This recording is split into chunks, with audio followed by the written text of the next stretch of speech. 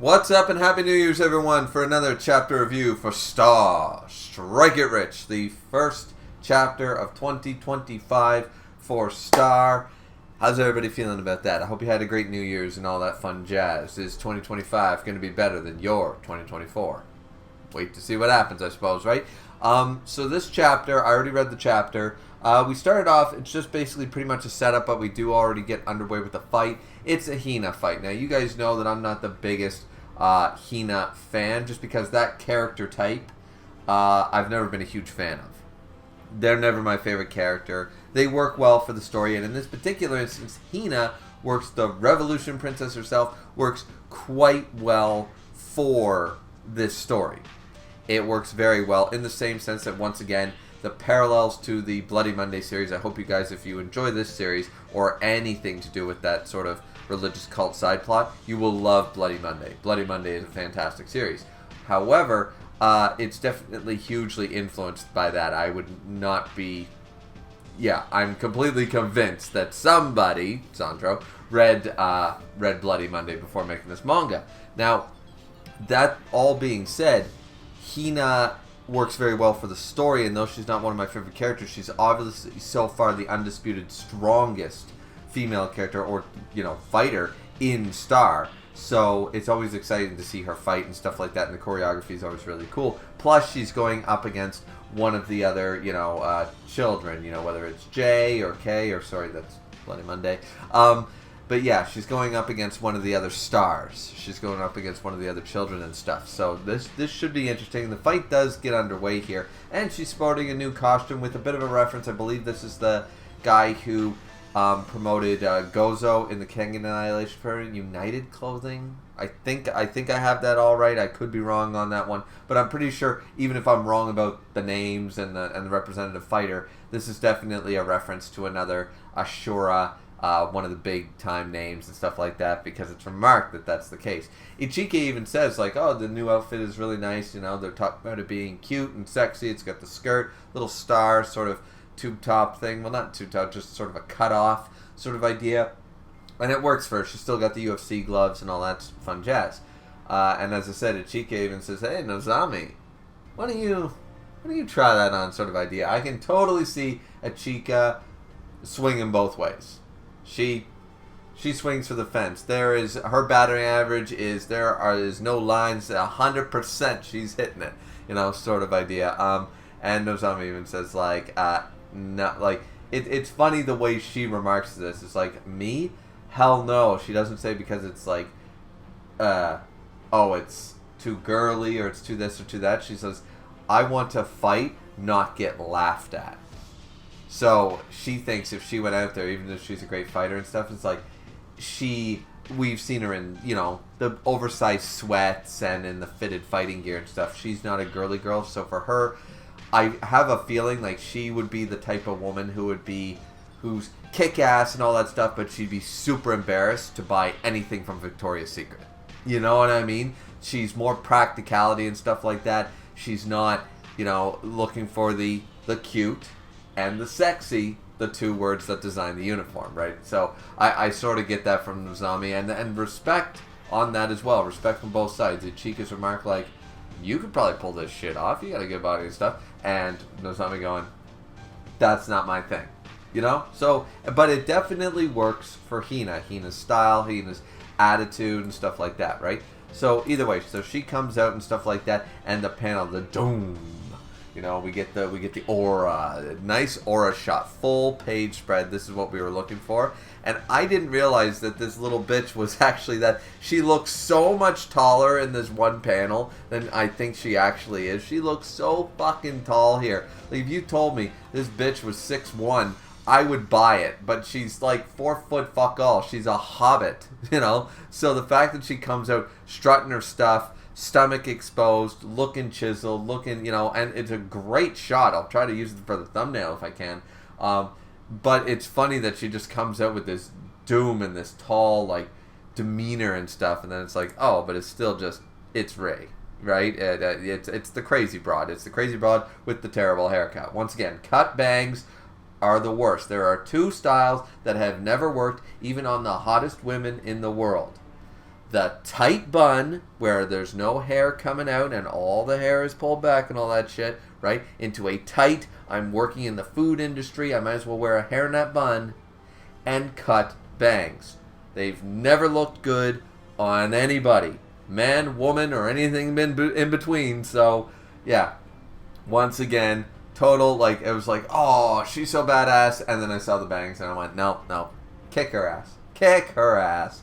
So, anyways, so they're talking about it. The back and forth in the crowd is weird. I don't understand this. It's like her opponent is rather comely as well, isn't she? It's like, dude, who says stuff like that? When are they going to start hitting each other? It's like the bell hasn't rang yet. This better not awaken anything in me. I'm like, all right, so that's very highly sexual. And it's like, can't we change the match to rock, paper, scissors or something? And I'm like, the first time I read that, I was like, what does that mean? And then the second time I read it, I went, oh. They're not talking about the rock or the paper, are they? Yeah. Somebody go get the horny police for this crowd right now. That's all I got to say about that. Anyway, so they do their little chit-chatting and stuff. It's like, sorry about the peanut gallery, but I'm really happy that you're here, Ray, and stuff. It's like, this is going to be a real fun match. And then, and immediately, Ray is about to get her shit knocked. You know why? Because of this speech. This speech right here where she's like, oh, like, anything's okay with me. I'm glad I get to fight you, blah, blah, blah. And she goes, can I ask you something? Have you ever killed anyone? And then it's the boom, doom, despair, the blacked out eyes, and the sort of the grisly art, I've actually killed 25 people. I've taken 25 lives. We might have been raised together and such, and we were somewhat rivals. But since you were the cult leaders, little golden child, you never had to go out on the missions. You never had to dirty your hands, as it were. And you have a feeling that, once again, we already know she's fucked in the head, but you have a feeling like, I'm sort of getting the Sojiro vibes from Kenshin. One of the most heartbreaking scenes that I ever saw. One of my first animes, it was in the 90s and stuff. And the Sojiro stuff, was just like, he's not this unfeeling killing monster that we see, this unfeeling killer. He's just so repressed from being a child killer and being forced to do these things, and it's never come up before and it bubbles to the surface. I'm wondering if Sandro is trying to go the same direction with this. You know what I mean? I'm curious if this is the same, direction overall of this Ray is going to be this sort of like, I'm nuts, I'm crazy, I kill for the fun and I show no emotion. And meanwhile, it's the whole she's putting on a persona and really she's just this, massively PTSD screwed up little child inside. I don't know if they're going to play that game with this, but either way, she brings this up and says like that, but, and she remarks something that says, they also helped wipe out my family register, meaning she went and killed her family with her own two hands. Once again, that's really fucked up. That's some fucked up shit, you know what I mean?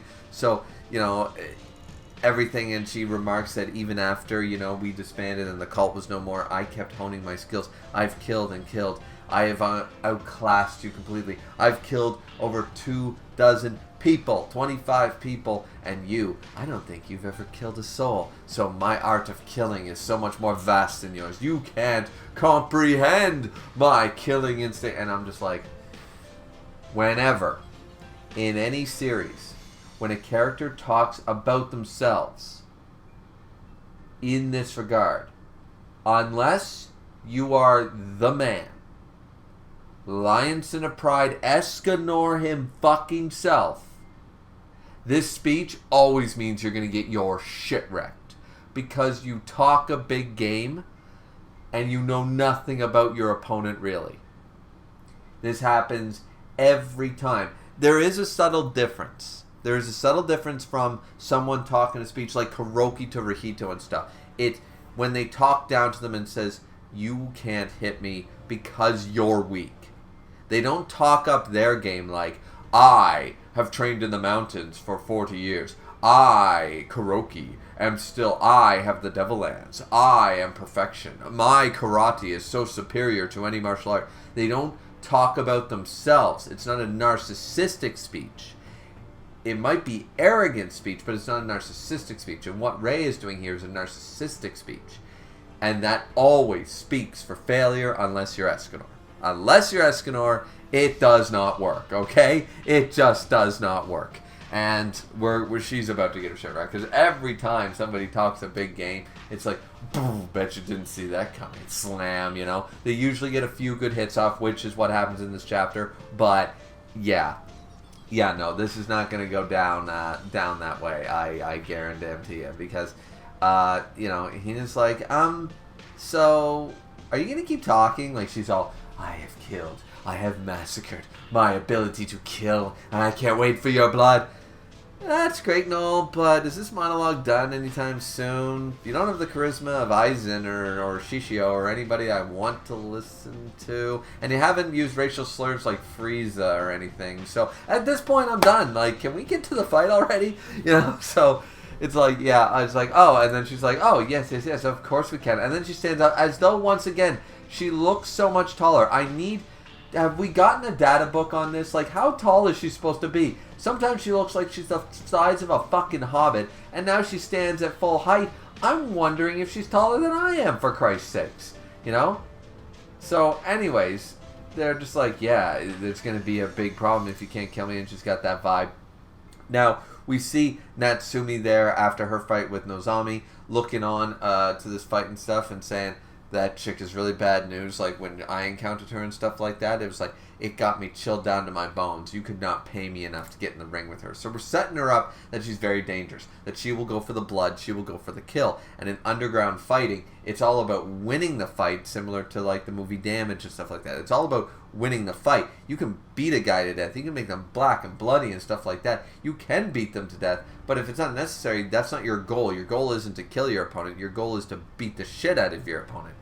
She just wants to kill. She's bloodlusted like crazy, and we get the same feeling from the Cena sisters, who are still awesome. You know, they immediately get the same vibe, going like, something doesn't feel good, something doesn't feel right, and boom, the fight starts, and she moves on, and she's apparently got Army Breaker, which is her specialty. It must be a type of style. She sort of swings, she lowers her torso and her shoulders and sort of swings her arm back and forth. It's Rikudo Army Breaker. Never heard of this. Is it made up? Is it an actual martial art or something? I have no idea. And she starts swinging her arms and stuff like that. And Hina's like, oh, right, Army Breaker. I couldn't forget. We're friends. This should be fun. So Hina tries to launch the first strike. Nothing happens. Nozomi notices something. Obviously, her fist eye, or her version of the fist, her kinetic vision, is starting to already has noticed something. And Hina's going for it, but everyone notices that, oh, they got dodged, and Hina took a hit to her arm. Her arm got a little bit of blood on it and stuff. So Hina tries again. It seems to hit sort of on her shoulder this time, but doesn't do much damage, and it seems that Hina once again comes away with another damage on her, like right below her wrist. And it's just like sprays of blood, like what is happening on? And Hina backs up and goes, alright. Like she's not deterred by this. She's like, alright, so that's not going to work. And this is where the final panel of the chapter just goes, you're going to have to, Rei is just like, oh, you're not even close yet. You're really going to have to try to kill me, Hina. And as I said, that ends the chapter. But this should be a really stellar fight for a lot of reasons, because I think that Rei is, even though I think Rei is absolutely, with that narcissistic speech, she is done for. Nobody gets away with that level of speech, with that level of narcissism, and doesn't get their shit rocked to put them back in their place. That's how characters are almost always written in a manga series like this. That's how they're always handled. However, I mean, I could see a few, you know, they could do definitely. I think we're going to see more damage. I don't think that Rei's going to not do any more damage. I just think that Hina's going to dial it up a little bit and then rock her shit. And I do feel like somebody's going to have to... I think Nozomi and maybe Rika. I'm not sure. Somebody else will probably intervene. Maybe Uchika. They'll immediately, like, it's going to come to that point where it's like, whoa, whoa, whoa, whoa, whoa. You know, that's it. The match is over sort of idea. Sort of have a feeling that's going to happen again here after the fight's already been declared. And either Hina's going to lose a little bit of control in some form of bloodlust or something like that. Not 100%, but I am looking forward, even though, as I said many times, Hina's not my favorite type of character. You know, she's just not my favorite character in this. But this should be an interesting fight, seeing Hina actually pushed by someone who knows about Hina, knows what she's probably capable of, and still is willingly wants to fight her and thinks that she's on top of all the stars, of the star children, in Star Strike It Rich, of course. So, anyway, that's the chapter. I hope you guys enjoyed, and hope you enjoyed the review. I really like the chapter, as you guys can tell, because I want to talk about each, section of it, even with the zealous, leaders. Oh, Lord, Miss Hina, Lady Hina, lead us, the religious aspect is always creepy, but it is what it is. But yeah, I really like the chapter. Hope you guys did too. Don't forget to like, comment, and subscribe as always. And we'll see all you people back here next time for the next chapter, chapter 43 of Star Strike It Rich. Looking forward to it. Hope you guys are too. Have a good one. Sayonara.